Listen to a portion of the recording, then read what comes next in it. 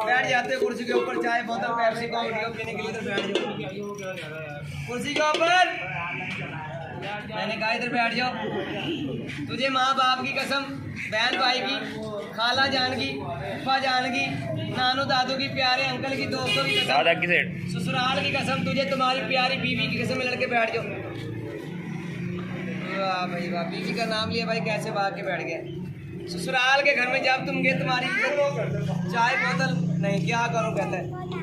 ससुराल के घर में कहता गया तो मोहल्ले में बिठा लिए, जूते मारे कहाँ पे, यहाँ सर गले का लोगड़ भेज दिया, टांग तोड़ दी, मार मार के डंडे लंगड़ा कर दिया भाई।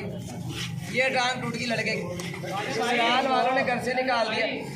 अरे लंगड़ा कर दिया कहता है, टांग तोड़ दी ससुराल वालों ने, लंगड़ा कर दिया, पागल बना दिया, जादू डाल दिए, दौरे पड़ गए राजू, डाल दी।